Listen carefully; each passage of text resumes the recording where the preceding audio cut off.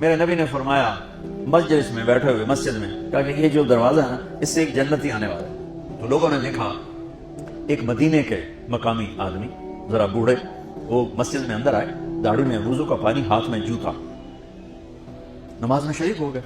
اگلے دن آپ کی محفل تھی تو آپ نے فرمایا یہ جو سامنے دروازہ ہے اس سے ایک جنتی آ رہا ہے. تو سیم وہی آدمی اسی حالت میں انٹر ہوئے. اگلے دن ہوا تو آپ نے کہا اس دروازے سے جنتی آنے والا ہے. ٹھیک وہی آدمی اسی حالت میں انٹر.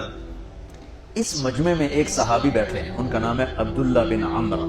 یہ 1,24,000 صحابہ میں ان کی ایک سپیشلٹی ہے کہ یہ سب سے زیادہ عبادت کرتے تھے. سب سے اتنی عبادت کسی نے نہیں کی. ساری رات نفل پڑھتے تھے, سارے دن کا روزہ رکھتے تھے اور دن رات میں ایک قرآن ختم کرتے تھے. اب ان کو خیال آیا کہ یہ بابا جی مجھ سے بھی زیادہ عبادت کرتے ہیں جو ان کو یوں ڈائریکٹ جنت کی بشارت ملی اور مجھے نہیں ملی, تو میں دیکھتا ہوں یہ کون سی عبادت کرتے ہیں. کیا یہ ساری رات سجدے میں پڑے رہتے ہیں, رکوع میں کھڑے رہتے ہیں, قیام میں کھڑے رہتے ہیں, کیا کرتے ہیں؟ تو ان کے پاس پہنچ گئے. چاچا تو تھوڑا والد صاحب کی ناراضگی ہے, دور رہنا چاہتا ہوں, 2-3 دن ٹھہر جاؤں آپ کے پاس. ہاں ہاں ہاں بیٹا آ جاؤ آ جاؤ آ جاؤ. اب عشاء کی نماز کے فوراً بعد انہوں نے چادر اوپر لی اور چادر میں یوں سوراخ کیا اور یوں لیٹ کے دیکھنے لگے کہ اب یہ بزرگ کیا کرتے ہیں.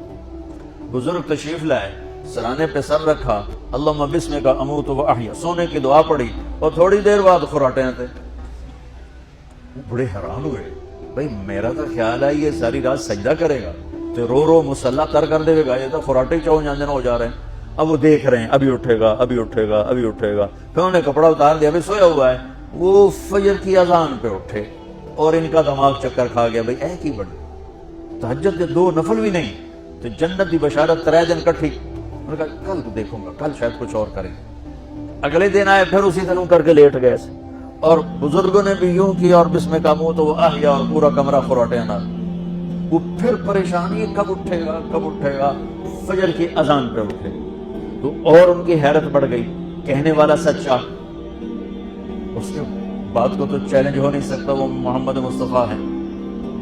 لیکن یہ چکر کیا ہے, یہ جنت مل کیسے رہی ہے؟ چلو ایک رات اور صحیح. تیسری رات آئے, یہ یوں لیٹے وہ یوں لیٹے, یہ دیکھتے رہے وہ سوتے رہے حتیٰ کہ فجر کی اذان پہ آنکھ ہوئی. تو یہ نا پھٹ پڑے, کہنے لگے چاچا بات بتاؤں.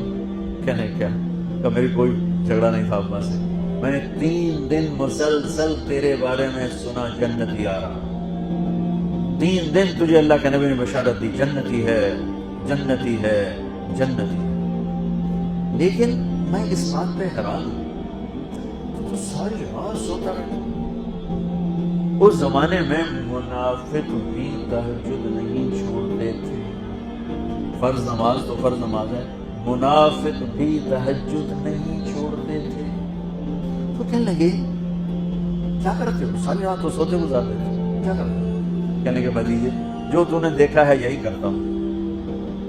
اب یہ پریشان ہے کہ اللہ کے نبی کی بات کو تو چیلنج ہو نہیں سکتا, اور جس کو بشارت دی ہے وہ تو فٹ نظر نہیں آ رہی کہ کیسے 2 نفل آج کہ نیک لوگ تہجد نہیں چھوڑتے. تو کہنے لگے اچھا چلو اللہ نے ایسا ہی. یہ 4 قدم چلے تو آپ سننا, کہا بھتیجے ادھر آؤ, کہا بیٹا ادھر آؤ. آگے کہنے لگے اب تو میں اصلی بات بتاؤں, اب تو میں اندر کی بات بتاؤں. کہا کیا ہے کیا ہے؟ اب وہ تیار ہو گئے کہ یہ کہیں گے میں 3 دن بیمار تھا اس لیے میں اٹھ نہیں سکا, ورنہ میں تو ساری رات سجدے میں گزارتا ہوں, میں تو ساری رات روتے روتے گزارتا ہوں. تو 3 دن میں بیمار تھا, میرے پیٹ میں درد تھا, میرے سر میں درد تھا, تو میں اٹھ نہیں سکا, ورنہ تو دیکھتا تو حیران ہو جاتا میری رات کیسے ہوتی. کہا جی جی جی.